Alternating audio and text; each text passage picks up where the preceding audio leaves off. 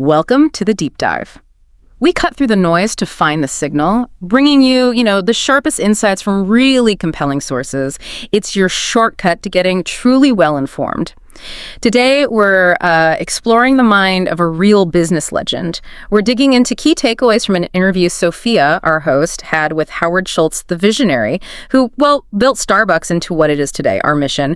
Pretty straightforward. Pull out the biggest lessons from Schultz's journey. We'll look at everything from his pretty humble beginnings right up to building this global empire. We'll dissect his leadership style, how Starbucks changed over time, especially through tough times and innovation, and the core values that really made Starbucks. Starbucks, think of it like getting a backstage pass to understanding how purpose can fuel massive success. Yeah, and what's so fascinating about Schultz, I think, isn't just that he built this huge company. It's that he fundamentally changed the game on what a profitable business could even mean. He argued, consistently, that making money and having a real social conscience weren't opposites, but actually deeply linked. That was pretty radical back then. Yeah. And he scaled it globally. It's way more than just coffee. Absolutely. So, get ready for a deep dive.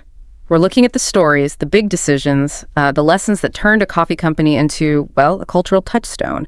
We'll uncover the personal stuff that laid the groundwork for it all, insights that, frankly, apply way beyond just business. So, where does a vision like this even start? Sophia, in her interview, she took us right back to Schultz's childhood. And what he shared was really quite moving. He talked about growing up in Brooklyn, working class family. His dad worked hard, but they never really had financial security, no health insurance. And critically, that sense of dignity you get from stable work just wasn't there. Then his father got injured on the job. And it wasn't just physical pain. It really threw the family into hard times. It showed Schultz firsthand how fragile dignity can be without economic stability. In that experience, it wasn't just a sad memory. It became like the absolute bedrock for Starbucks' mission. He said it explicitly. If he ever got the chance to build a company, he'd make sure people weren't treated like his father was. It wasn't just about HR policy. It was about building in this deep sense of belonging, dignity, connection for everyone, employees, customers. He wanted Starbucks to mean something human. Mm-hmm. And Sophia asked about a turning point, didn't she? That trip he took to Milan in 1983. Yeah, he talked about walking around Milan, seeing these espresso bars everywhere. And what hit him wasn't just the coffee, which, was great. It was the whole human culture around it. People connecting, laughing, baristas knowing names. Yeah. The coffee was part of this experience, this ritual, this community hub. Exactly. He saw it wasn't just a transaction. Right. He realized coffee could be a stage for human connection. That feeling, that sort of human aspect, it really stuck with him. But, a vision like that always runs into obstacles, usually the status quo, right?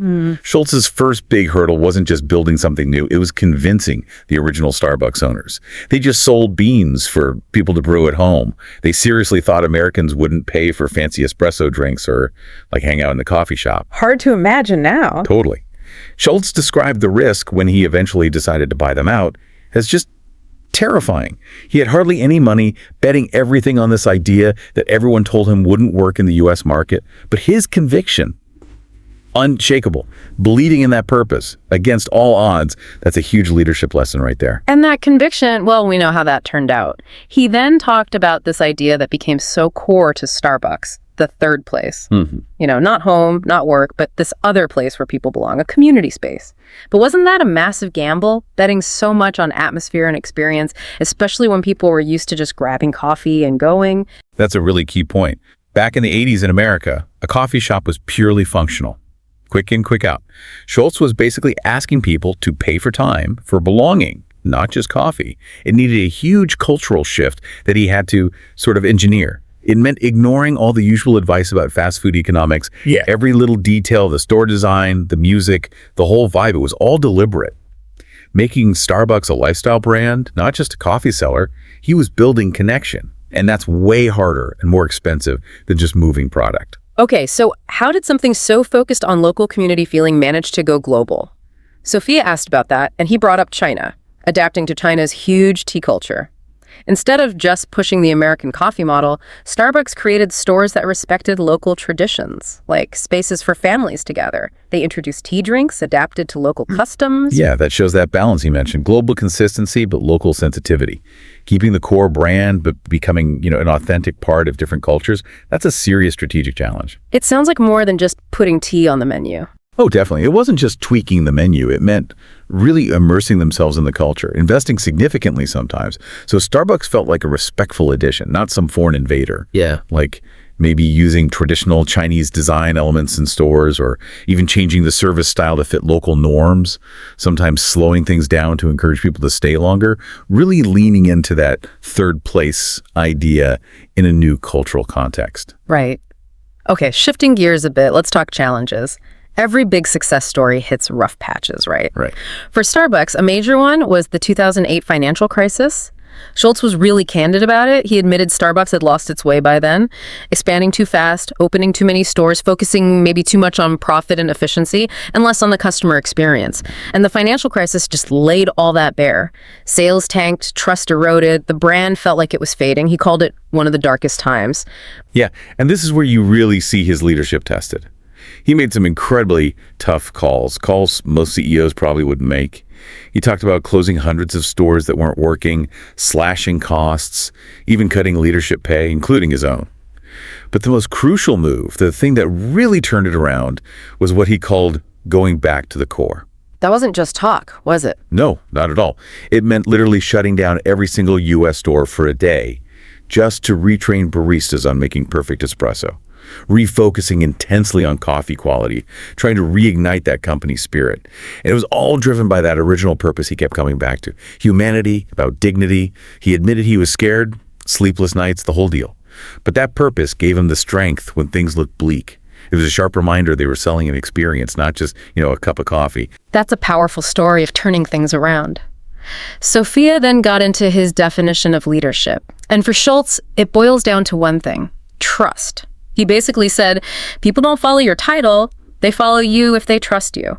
And that means being real, authentic, vulnerable even, being willing to say you messed up.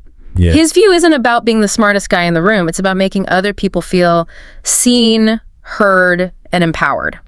That takes a different kind of strength, maybe. It really does, and that connects to how he handled all that pressure and responsibility. He said he learned to anchor himself in his purpose. When things got overwhelming, he'd ask, why am I doing this? And connect back to his dad's story. That connection to values gave him strength. And critically, he surrounded himself with truth tellers, not cheerleaders. Yeah. People who'd push back, give honest feedback, even if it was tough to hear. Yeah. He knew that just having yes people around leads to disaster. Okay, let's talk about that balance. Tradition versus innovation. Starbucks is known for both, right? You've got your classic latte, but also mobile ordering. Schultz explained that innovation is vital, but, and this is key, it always has to serve the customer and improve the core experience. For them, the coffee itself was sort of sacred, untouchable, and quality, but how people got it and experienced it, that could evolve. He used mobile ordering as an example. It wasn't just tech for tech's sake. It was about improving the human experience, saving time, adding convenience, but ideally without losing that personal connection. Tech was a tool to deepen bonds, making them, as he put it, a tech company as much as a coffee company. And it's interesting to think about what they didn't do, too. Schultz was clear. Any innovation that messed with coffee quality or the human connection in the store was out. Like, they held off on drive-thrus for ages because they thought it might undermine the third place vibe. When they finally did add them, they tried really hard to integrate them carefully to keep as much connection as possible. It shows that constant tension between convenience and sticking to your core values. They couldn't just jump on every tech trend. It had to fit the purpose. And then there's the whole partners idea, which was pretty revolutionary. Schultz really emphasized providing part-time workers with health benefits, stock options, even education support, and he tied it directly back to his father's struggles. He said he promised himself that if he built a company, people would feel valued, secure, respected. His belief was basically, take care of your people, they'll take care of your customers, and the profits will follow. Which brings up that debate, right? The long-term impact. A lot of traditional business folks back then thought giving benefits like that, especially to part-timers, was just throwing money away, giving away profits. Yeah, I can see that argument. But Schultz's vision flips that. He connects employee dignity directly to business success. He showed that genuinely caring for your team creates this incredibly engaged, loyal workforce. And that leads to better customer service, less turnover, and ultimately more profit. It's a strong counter-argument to purely profit-first models. It proves prioritizing people can actually be your competitive edge. Moving beyond the store itself, Schultz talked a lot about Starbucks' wider role: community impact, sustainability commitments. He mentioned ethical sourcing for beans, sure, but also this huge goal of becoming resource positive, meaning giving back more than they take. For a company that big, that's ambitious. It's massive. And it means real industry-leading investments. Things like regenerative agriculture, serious water conservation efforts, a concrete plan to cut their carbon footprint drastically. But what's really compelling is how Schultz links sustainability directly to survival. He pointed out that coffee farmers are right on the front lines of climate change. They face existential threats. Right, no farmers, no coffee. Exactly. So for him, these sustainability investments aren't just feel-good PR. They're essential for the company's long-term existence. It's a fundamental commitment to the whole coffee ecosystem. He's also famous for coming back to lead Starbucks multiple times. Sophia asked him about that pattern. He described it as being driven by love and a sense of stewardship. He said the company felt like a child to him. He felt this deep personal responsibility to step back in when he thought it was losing its way. Not about power or ego, he claimed, but about guiding it back to its core values, protecting its culture. It's definitely a unique part of his story. It's drawn praise, sure, but also some criticism about succession planning, you could argue. But what's clear is his intense commitment to the company's soul. Each time he returned, it seemed like a deliberate effort to reconnect Starbucks to its original purpose, pushing back against commercial pressures that he felt were diluting its identity. It shows that deep, almost parental bond he had with it. And that leads nicely into how he defines success, which, again, was striking. For him, it's not just about the money or the stock price, though obviously those exist. It's about impact. Are people's lives actually better because of what he built? He measured success by, say, a barista feeling proud to work there or a customer finding a moment of comfort in a store. That human measure was the real yardstick for him. And thinking about his own growth as a leader through all this, he shared that his biggest lesson, maybe surprisingly, was that vulnerability is strength. He admitted that for years he thought leaders had to be perfect, put up this impenetrable front. The classic strong leader image. Exactly. But he found that the more he actually shared his own fears, his mistakes, his doubts, the more people truly connected with him. His takeaway: perfection isolates, vulnerability connects. That really pushes against the old idea of the stoic, infallible boss. It suggests a more human and maybe more effective way to lead.